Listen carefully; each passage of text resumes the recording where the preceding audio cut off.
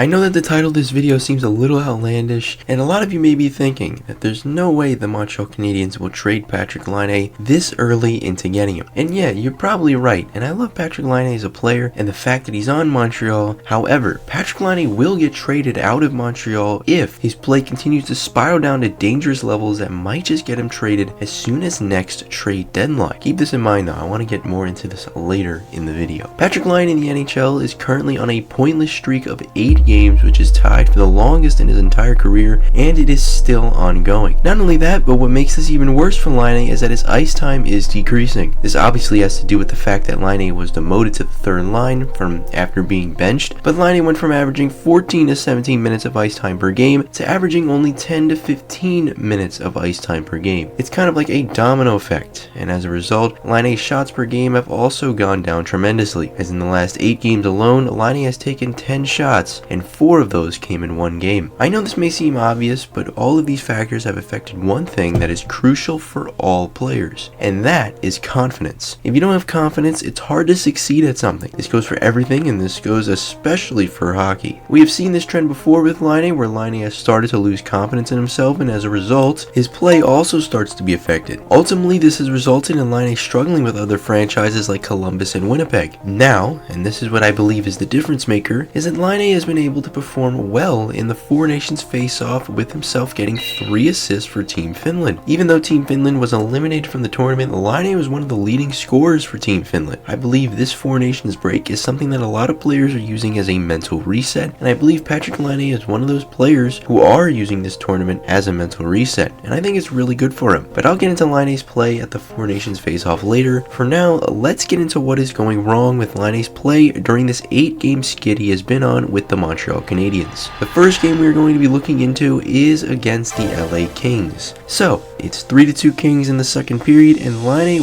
was on Kevin Fiala here. And then after Fiala escapes Laine, he starts driving towards the net, but Laine sort of just watches. He doesn't really make an effort to get there, and even here he had the chance to at least dive for the puck, but no, he just watched as the Kings had a really high danger scoring chance and almost scored on the Canadiens. This is the lack of effort that got Laine benched in the first place versus the Ducks a couple of games ago. Versus the Ducks, it was 2-1 Canadiens, and the Ducks are driving into the zone. Here, if you look, Laine is ahead of Vetrano here, but when the Ducks enter the zone, Laine loses Vetrano and sort of does the same thing he did against the Kings. I understand this could honestly go 2 ways, since technically it was Doc that should have been covering Vetrano at that point, but Doc also faded away, so he was wide open for a shot on net. But nonetheless, it was this kind of effort that ended up getting Laine benched, along with decreasing the ice time of Doc and Nuha. I know Patrik Laine isn't exactly this defensive clinic, but it's apparent that the lack of effort is troubling. And the final example I'm going to give is when the Canadiens have played the Devils not too long ago. It's a 1-0 Devils lead during the second half of the second period, and the Canadiens and Devils are fighting on the wall for the puck. Laine, who's here, is not really supporting the dig to try to get this puck out. I'm not saying this is what caused the high danger chance, but Laine had the chance to help out here. But even with this, Armia does end up losing the puck battle to use, but eventually leads to the goal for the Devils to make it 2-0.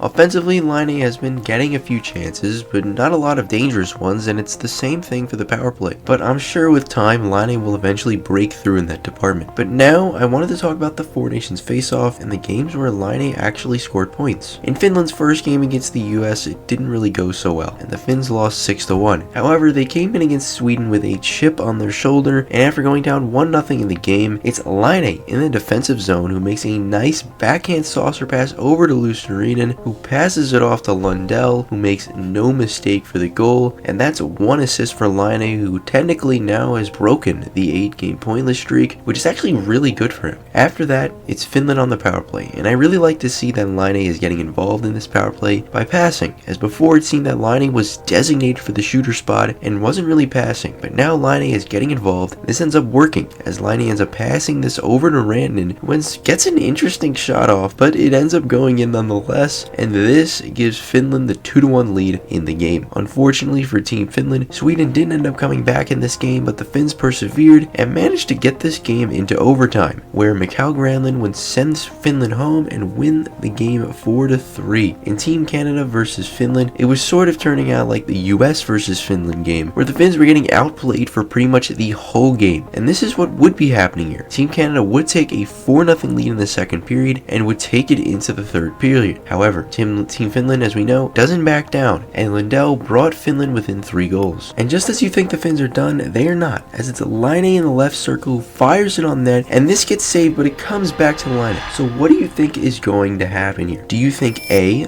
Laine is going to shoot this puck on net again to get another high danger chance, or do you think B, Laine is going to pass this puck over to Granlund to get a really high danger scoring chance for the chance at the goal? And well, if you chose B, you would be correct, as Laine makes a beautiful pass over to Granlund, who puts this one home to bring Finland within 2. The Finns would get it within 1 within an electric finish, but unfortunately for the Finns, Canada would take this one home and go to the finals. But hey, in this one, Patrik Laine looked really confident during this tournament. I mean, maybe in the game against the US, Laine didn't look so confident, but after that, Laine looks really good, and he looked really confident in his play. And this is a really good sign for him, as after this tournament, when Laine rejoins the Montreal Canadiens, it will be crucial for Laine to have a good mindset and to be playing good in the second half of the season for the Montreal Canadiens. I'm rooting for the guy, and I really hope Laine is able to get himself back into the goal-scoring machine he was in the beginning of the season, and hell, on top of that, why not add some playmaking to the mix? Remember when I said earlier that Laine could be traded as soon as next trade deadline? Well, it's because Laine only has 1 more year left on his contract, so the Canadiens have to make a decision by the end of next season on whether to sign him or not. If his play does continue to be okay or mid for the rest of this season and next, I can see the Canadiens giving Laine a bridge deal of some sort to prove himself. But personally, I believe Laine has the ability to have a bounce back. I mean, we saw it with the Blue Jackets in his second year with them, but hey, give me your thoughts down in the comments below. Do you believe Laine will stay with the Montreal Canadiens long term, or do you believe Laine's tenure with the Canadiens is short-lived? Give me your thoughts down in the comments below, and I'll see you all in the next one. Peace.